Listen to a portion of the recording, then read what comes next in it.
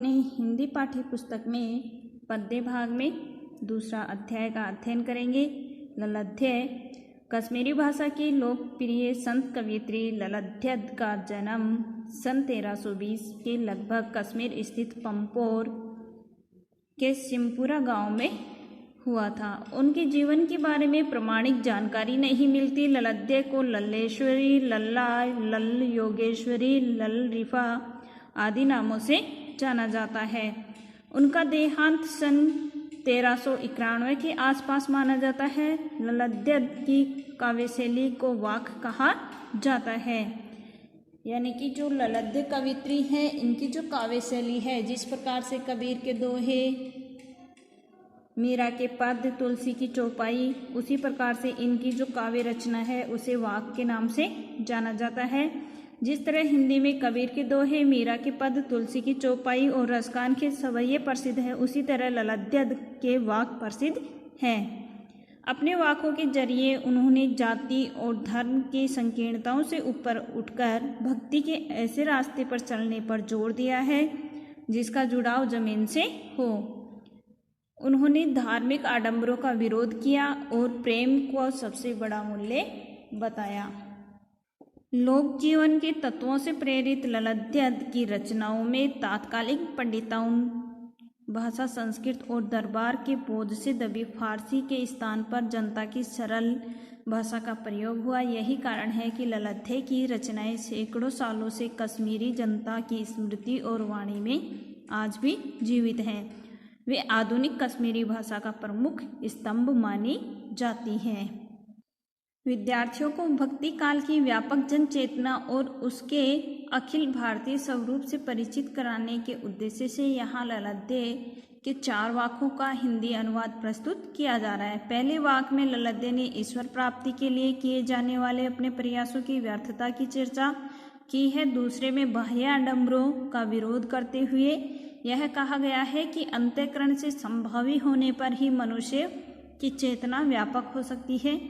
दूसरे शब्दों में इस मायाजाल में कम से कम लिप्त होना चाहिए। तीसरे में वाक कवित्री के आत्मलोचन की अभिव्यक्ति है। वे अनुभव करती हैं कि भवसागर से पार जाने के लिए सद्कर्म ही सहायक होते हैं। भेदभाव का विरोध और ईश्वर की सर्वव्यापकता का बोध उनके चौथे वाक में है। ललाध्याय के आत्मज्ञान का ही सच्चा ज्ञान माना है। प्रस्तुत वाकों का अनुवाद मीराकांत ने किया है। हमारे यहाँ पर पाठ में जो वाक हैं उनका हिंदी अनुवाद मीराकांत ने किया है। रस्सी कच्चे धागे की खींच रही मैं नाव, जाने कब सुन मेरी पुकार, करे देव भवसागर पार। यहाँ पर ललाध्याय कहती हैं कि रस्सी कच्चे धागे की, अर्थात जो जीवन रूपी कच्चा धागा है, अर्थात हमारा जीवन क्षणभंगुर है, वह कच्चे धागे के समान है। खींच रही मैं नाव और उसी से मैं मेरी नाव को खे रही हूँ, अर्थात जीवन रूपी नाव को चला रही हूँ। जाने कब सुन मेरी पुकार की, जाने कब मेरी पुकार सुन कर के करे देव भव सागर पार, इस संसार रूपी सागर को मुझे पार करा दे।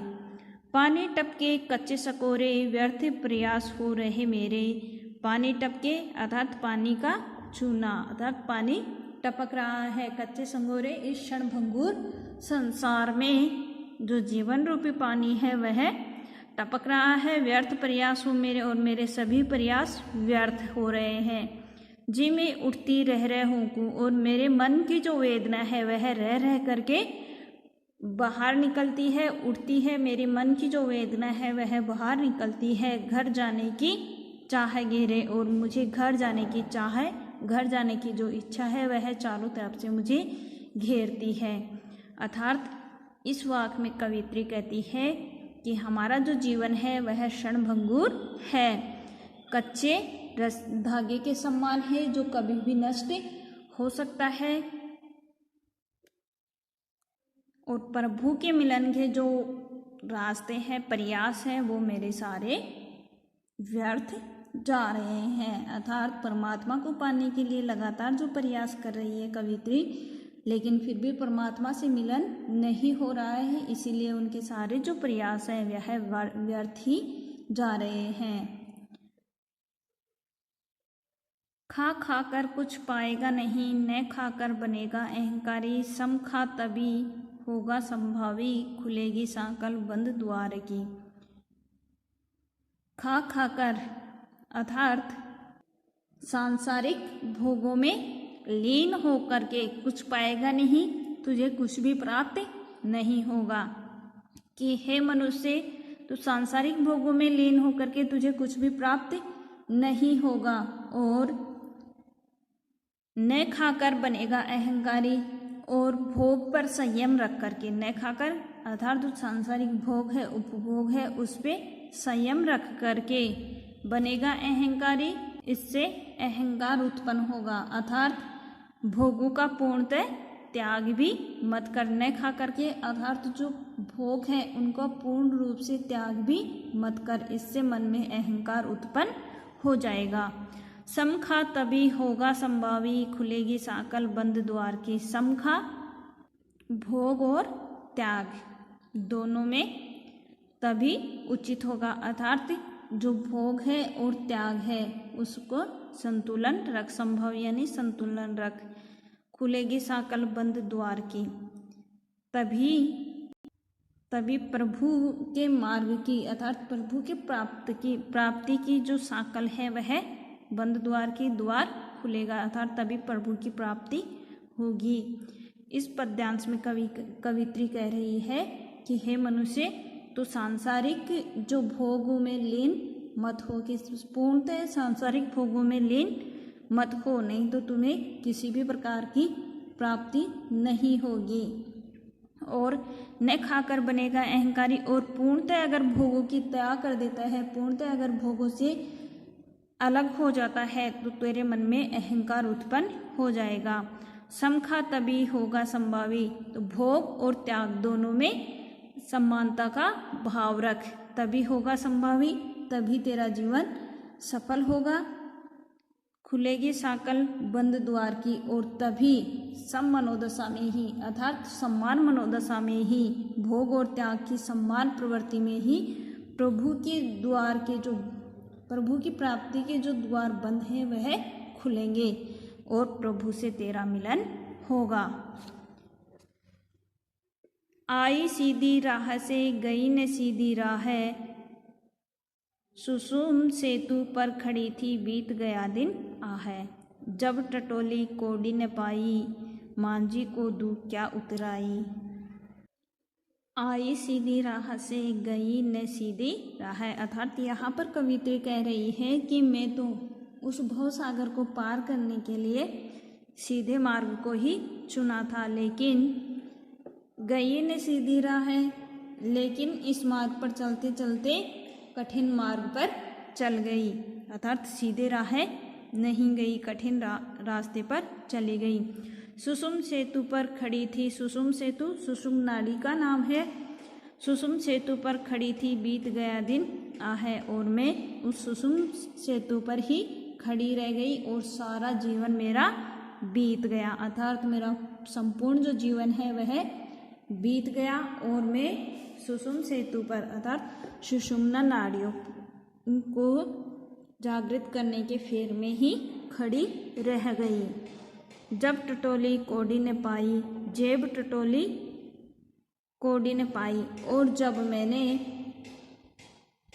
मेरे उद्धार के लिए किसी भी तरह की पूंजी नहीं कमा सकी, जब मैंने देखा कि सारा जीवन मेरा बीत गया है और उद्धार के लिए अर्थात कि मेरे जीवन का उद्धार हो, तब मैंने देखा कि ऐसी मेरे पास कोई भी पूंजी नहीं थी।